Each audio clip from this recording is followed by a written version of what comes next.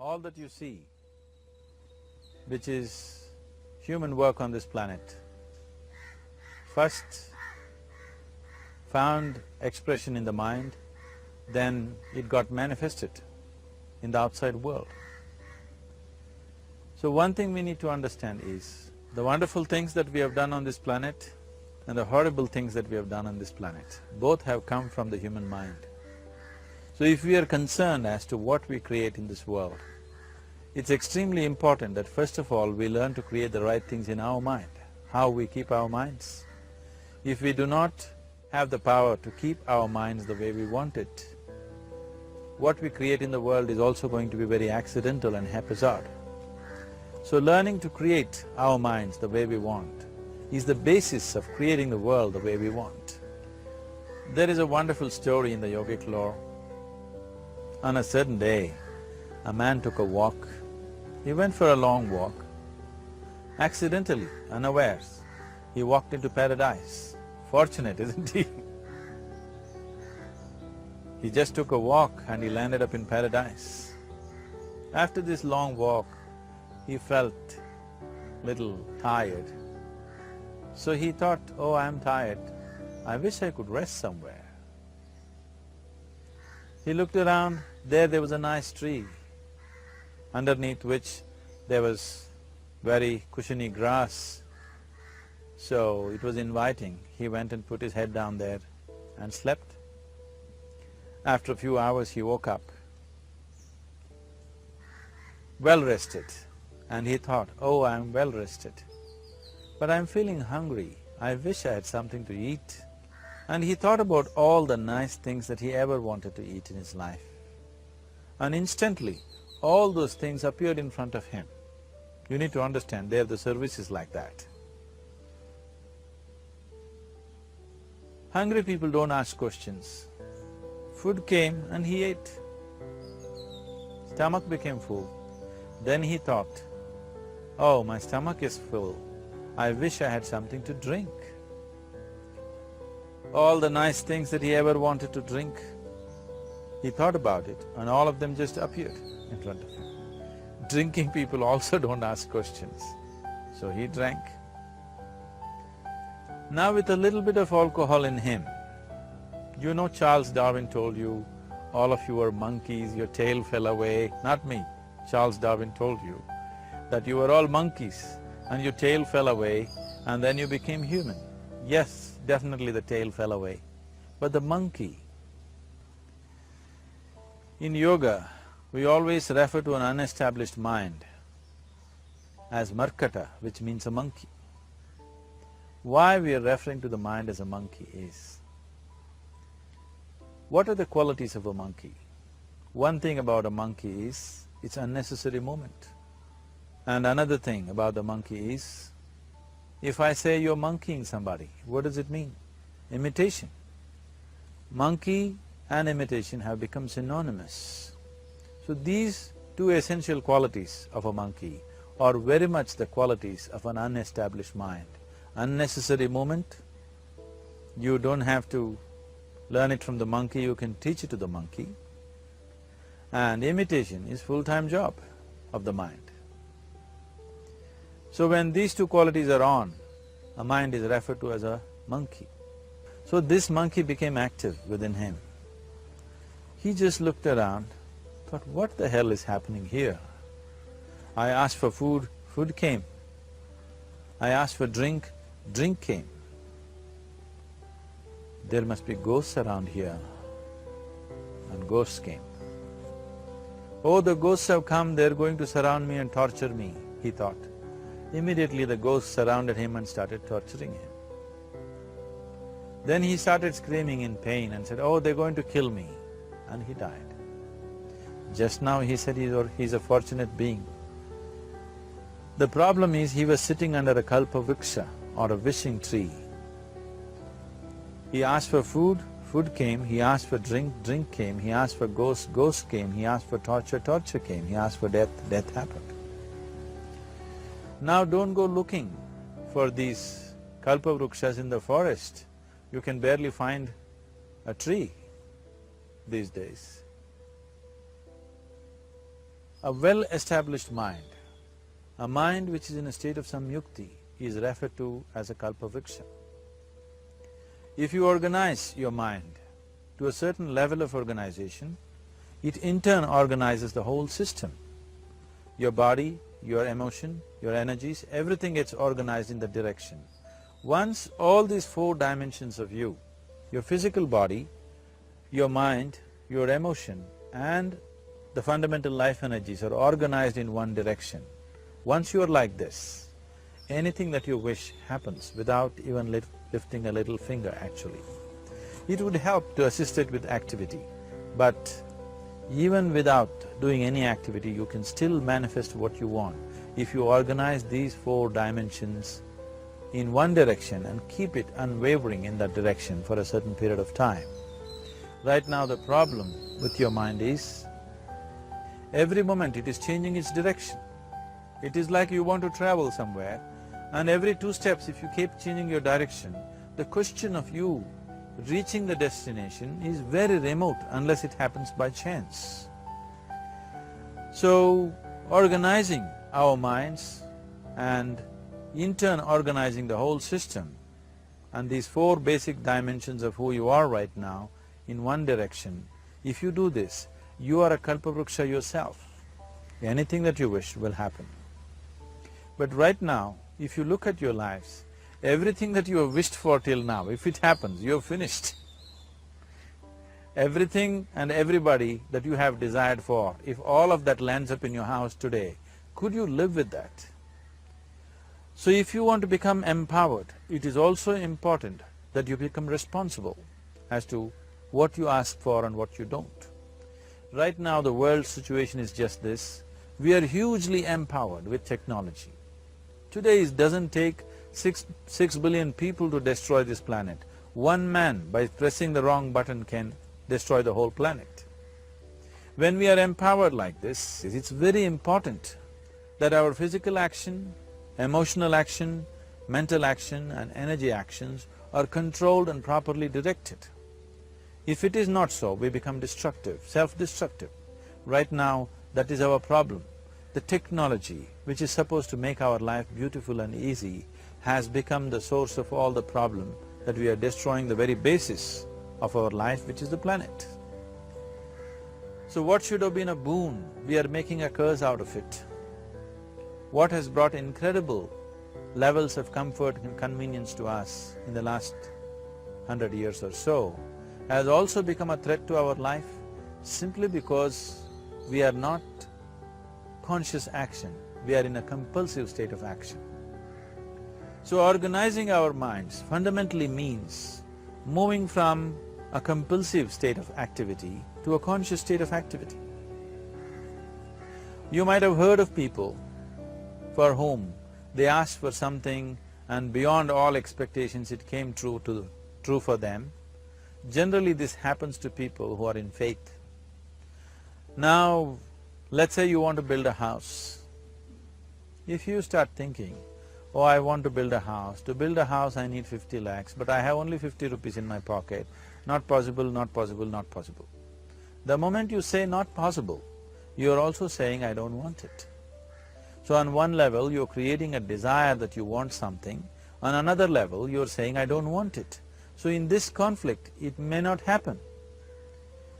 Someone who has some faith in a god or in a temple or whatever, who is simple-minded. Faith works only for those people who are simple-minded. Thinking people, people who are too much thinking, for them it never works. A childlike person who has a simple faith in his god or his temple or whatever, he goes to the temple and says, Shiva, I want a house. I don't know how, you must make it for me. Now in his mind there are no negative thoughts. Will it happen? Will it not happen? Is it possible? Is it not possible? These things are completely removed by this simple act of faith. Now he believes Shiva will do it for him and it will happen. So is Shiva going to come and build your house? No, I want you to understand, God will not lift his little finger for you. What you refer to as God is the source of creation. As a creator, he has done a phenomenal job, there's no question about it. Could you think of a better creation than this? Is it in anybody's imagination to think anything better than what is there right now? So as a creator, he has done his job wonderfully well, but if you want life to happen the way you want it, because right now the very crux of your happiness and your well-being is this: if at all if you're unhappy, the only and only reason why you're unhappy is life is not happening the way you think it should happen. That's all it is. So if life is not happening the way you think it should happen, you're unhappy. If life happens the way you think it should happen, you are happy. It's as simple as that.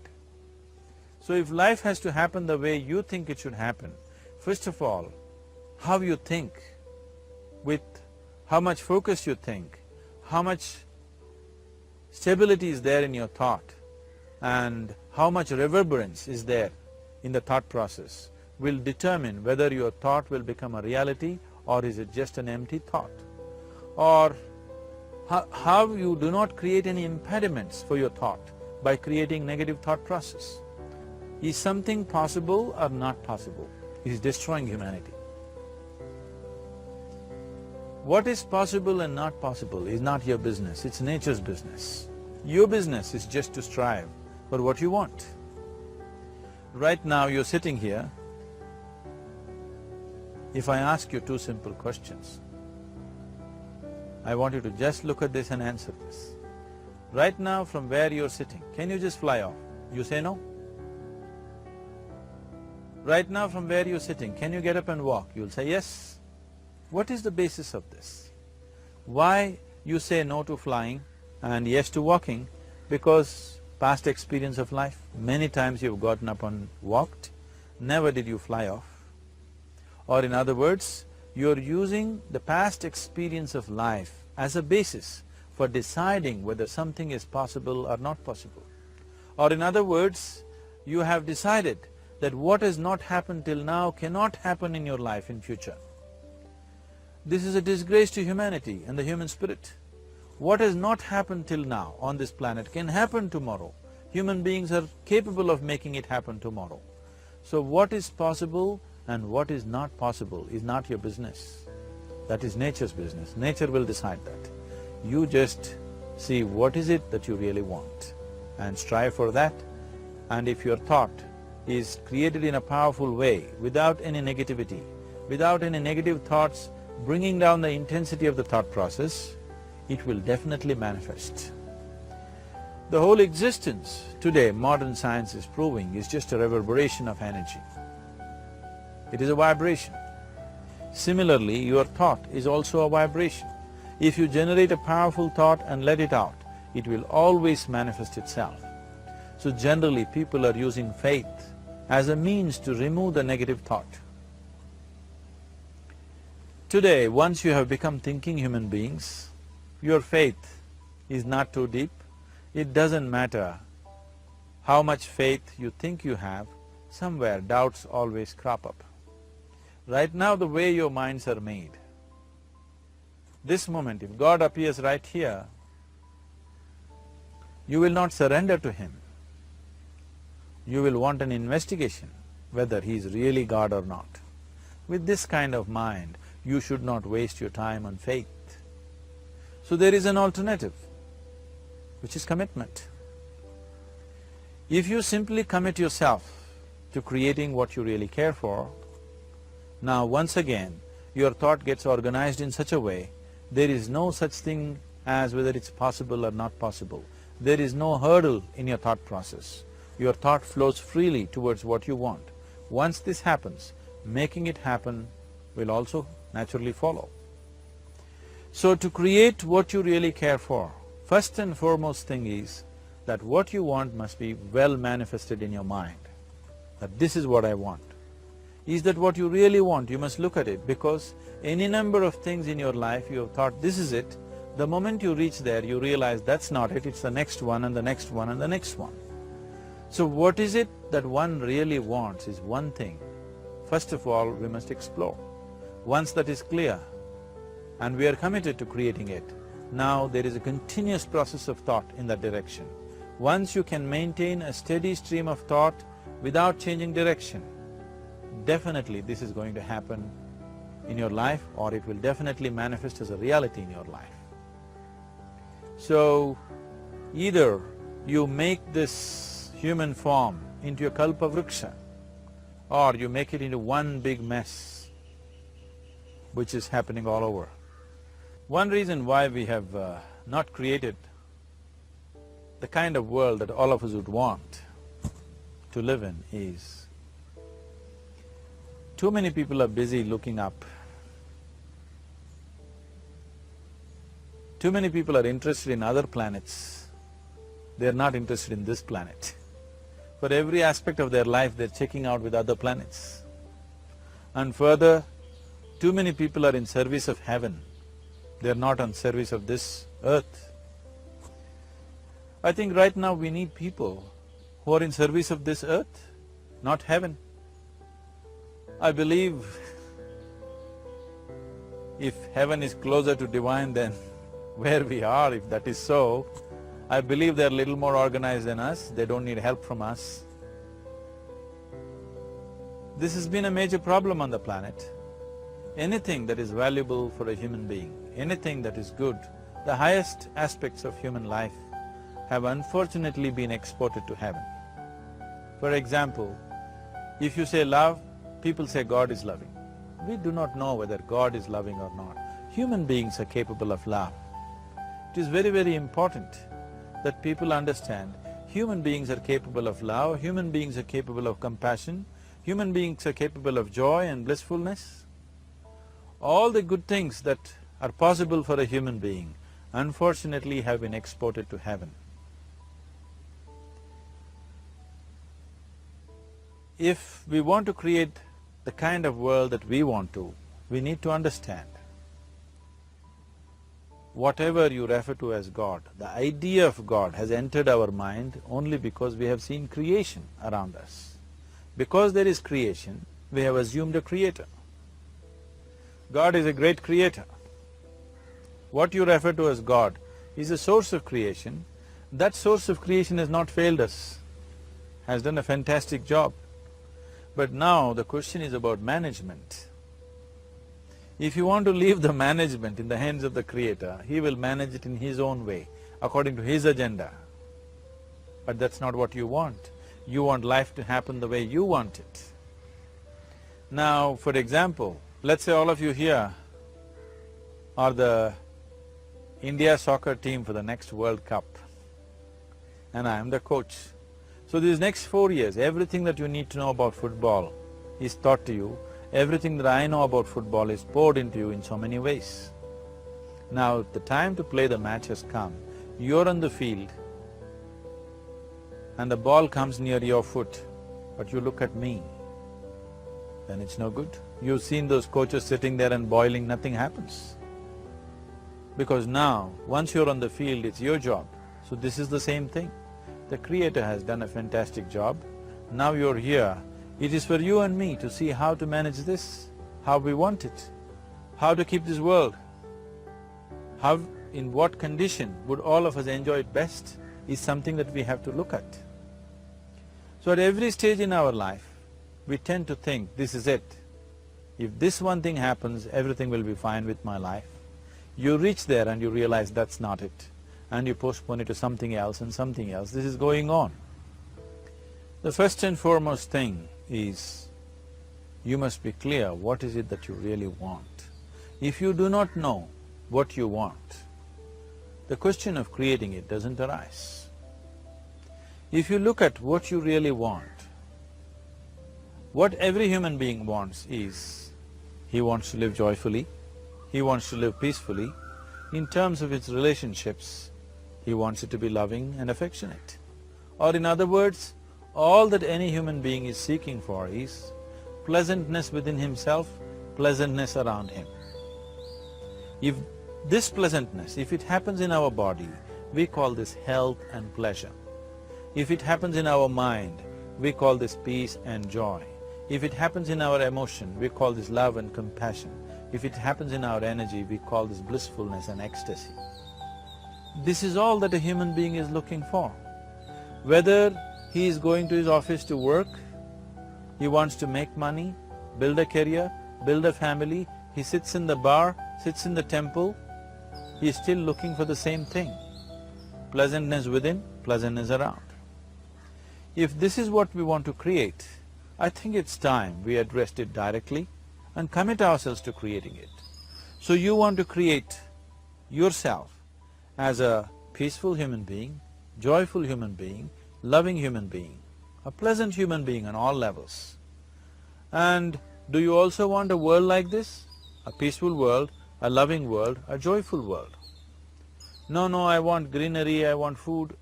When we say a joyful world, that means everything that you want has happened. So this is all that you're looking for.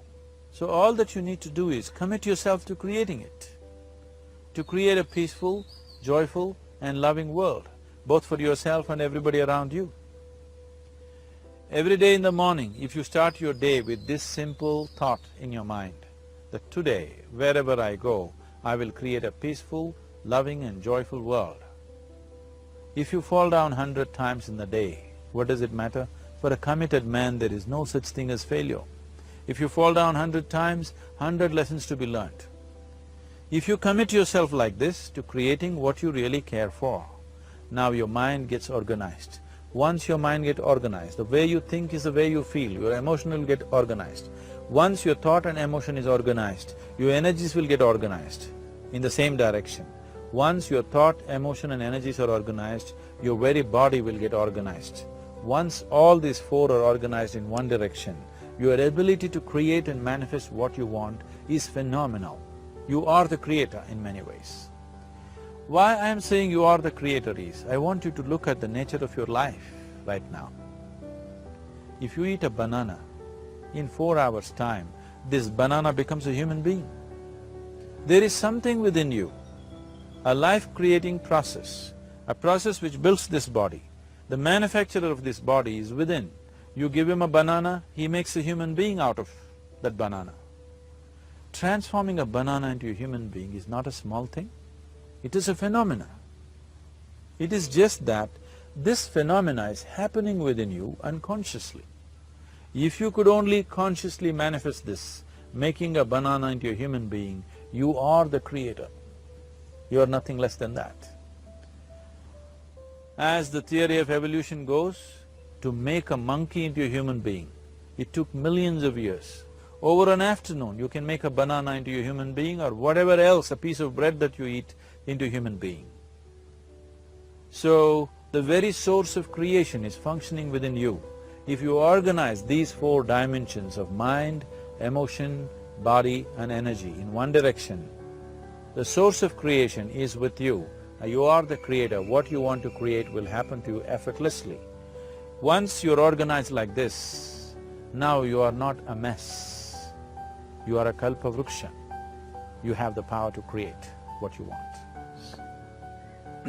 There are tools and technologies as to how to organize this system in such a way that instead of being a psychological mess, you can make yourself into a kalpa vruksha.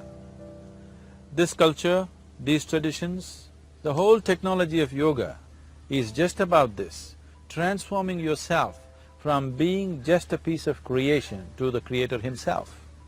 This is not in search of God, this is in search of becoming a God. This is not in search of divine, this is in search of becoming divine, because that which you call as divine, that which is the source of existence, is throbbing within you every moment of your life. Otherwise, a piece of bread cannot become a human being in the course of an afternoon. So, shifting from being just a piece of flesh and blood to becoming a creator, there is a whole science and technology for this. There are tools to make this happen. That which is the source of creation is functioning within you every moment of your life. It is just that, have you kept access to that dimension or not? Organizing the four basic elements of your life will give you that access. There are tools and technologies to do this.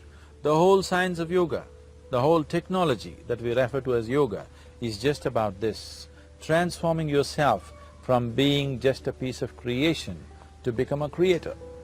For example, 100 years ago, if I picked up something like this and I start speaking to someone who is across in another part of the world, you would think it's some kind of a miracle.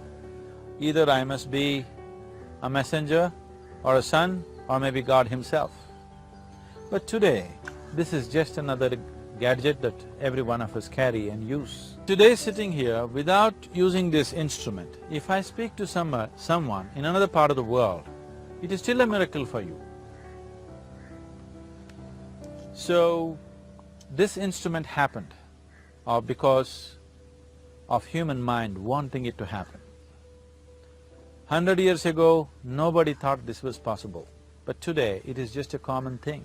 Similarly, many things which are not in our perception yet can be brought into our perception and our ability to create our lives can be greatly enhanced. So the first and foremost thing is to organize the mind and to organize your emotions, body and energy in that line. Once this happens, you are in touch with the fundamental life-creating process within you. Once you're in touch with it, once you're in excess of that power, you have the power to create. You have the power to create your life and your surroundings the way you want it. Because we have lost our power to create, we are making a mess out of ourselves and the world around us. If we operated as the true creator, as it is operating within us, creating this body for us, if we could create our lives with the same sense of organization and sense of purpose, this world and the human being would be in a completely different state. It is my wish and my blessing that every human being in this world should have this access to the source of creation within himself so that he can function here as a creator, not just as a piece of creation.